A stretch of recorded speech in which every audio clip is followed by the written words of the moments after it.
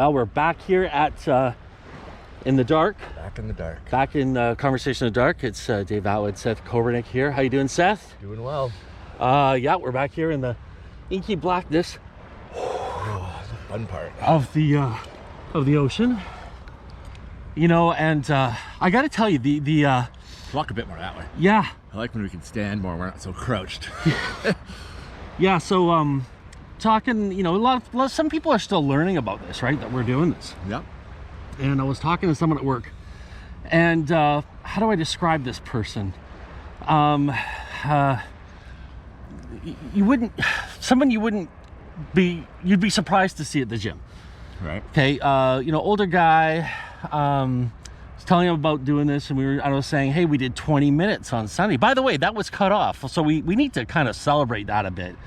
We did 20 minutes on Sunday, and that was a huge accomplishment for us. Did you find your rewarming took quite a bit? It did, but the painful part of the rewarming was quicker. Absolutely. But there's this. I feel like when we're warming up, there's two stages, and there's the stage of the burn, Yep. the pain where the fingertips and the toes hurt. Which I don't know about you, but it takes me about 10-15 minutes Yeah. before I start to hit that. I hit it about 5 minutes actually, so not quite that long, but Okay. it comes. But the getting back to the point where it's where I felt my core temperature come back up. Right. That one took that took some time. The shakes. That took some time. Yeah, I did get the shakes. And we were talking about, you know, at what point are we hitting the danger point? We were talking about, you know, the warming up process. We probably might have some issues there. Yeah. So I don't know. I don't know. I'm willing to take this as far as it is medically possible to take it. Right. And I've heard stories about an hour, but I've also heard stories about guys who were acclimated to cold. Right. And you got those guys too that, you know, do ice baths every day. Yeah. But even those ice baths that they're doing, they're only there for 3 minutes. Yeah. Where we're kind of extending the time every time we come out here. I've been watching some videos lately of people swimming in they're on Antarctic cruises, Yeah. and they have the opportunity to jump in, Yeah. and they tie a rope to them You'd have to, yeah. because the water is 1.3. Wow. So right now we're in 6.9, Yeah. and they're in 1.3. And 6.9, just for those watching, it burns. It actually has a hard sting to it. It's not.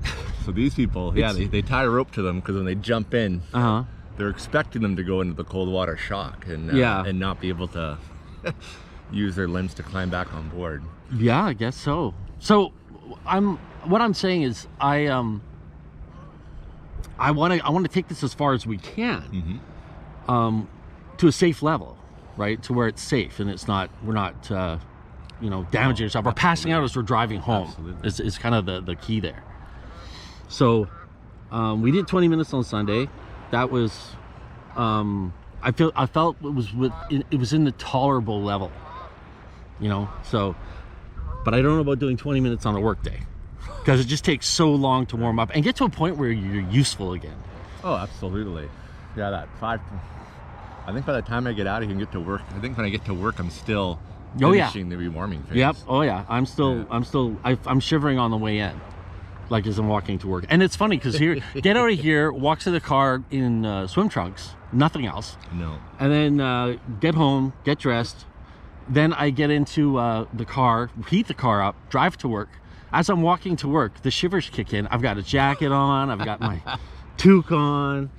So yes, basically I'm trying to say is Sunday was a big accomplishment for us. Absolutely. And we did 20 minutes. A show of our purpose to this. Yeah. You know, it's fun when you can look back in the data and be like, wow, 45 seconds was number one. Exactly. And now we're up to 20 minutes. That's pretty awesome. Yeah. Anyways, the guy I was telling this to, obviously not a man who frequents the gym. Obviously a man who likes a beer often. You know, almost like, 20 minutes in the water. Well, I do that all the time. It just had that arrogance about him. It just it was tough not to be like shut up. Like, just shut up. Why don't you come here at 5:30? Mr. Been there, done that. Yeah, exactly. Right. So last night I had a magic meeting that went late, and trying to make some big changes to the club, and it's always met with a little bit of resistance. You know, some people are just don't like the change. But the headline for the evening was we had a sideshow performer who's part of the club. He does magic, but his main gig is sideshow performing. And what exactly is like sideshow? Oh, I'm glad you asked, Seth. Because there are some members of the club that were actually angry after this guy finished his performance, because that's not what we're about. It's like, well, it kind of is. We're magic and we're allied arts. So what he did was he asked someone to pick a card. And he says, I don't want to know what the card is. I don't want you to know what the card is. I just want you to put it somewhere where it's safe and the whole audience can see it. So he opens up his shirt, gives the guy a staple gun, and gets the guy to staple it to his chest. And this man did not have a lot of meat on his bones. He was just 100 pounds soaking wet kind of guy. So you're hitting sternum. I'm thinking, you're hitting bone at that point. And he just sit there calmly, doesn't say anything. And the guy shoots a freaking staple into his chest, and there's the card stapled to his chest.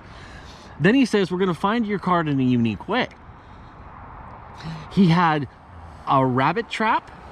Oh my gosh.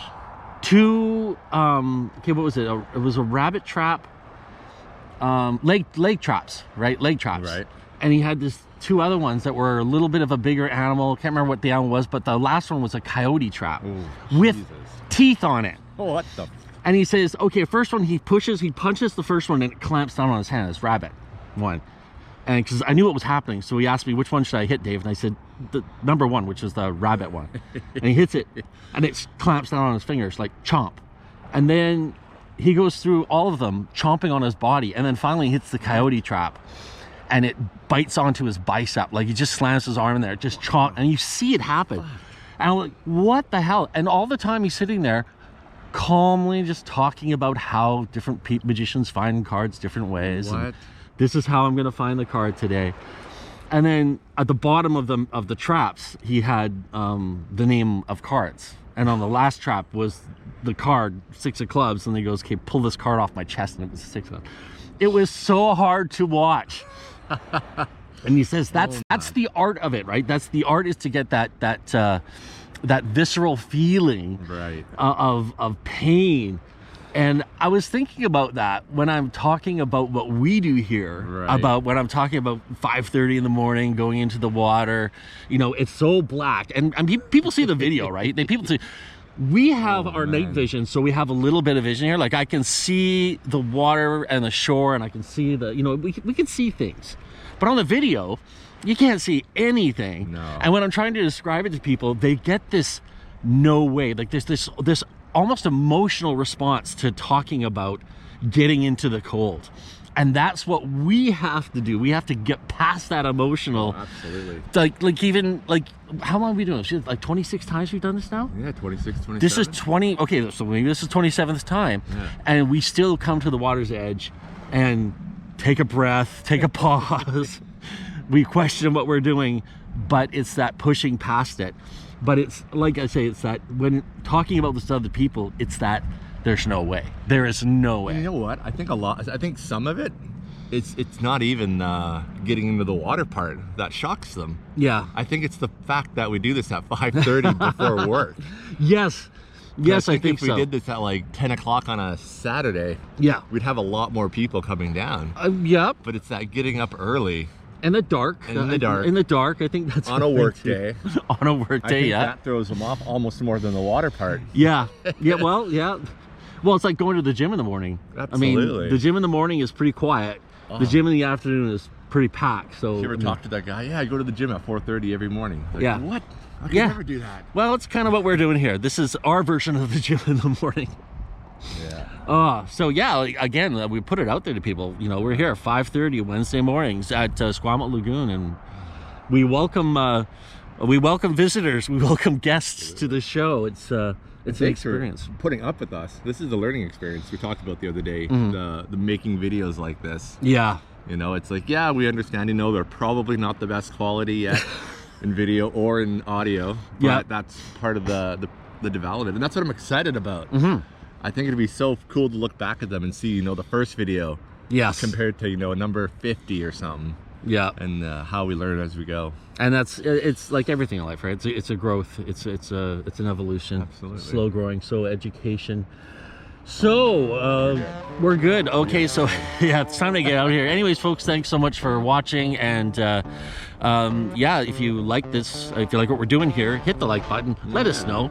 Mention something in the comments about what you feel about it. If you're having an emotional response listening to us talk about what we're doing and us being in the cold, dark water.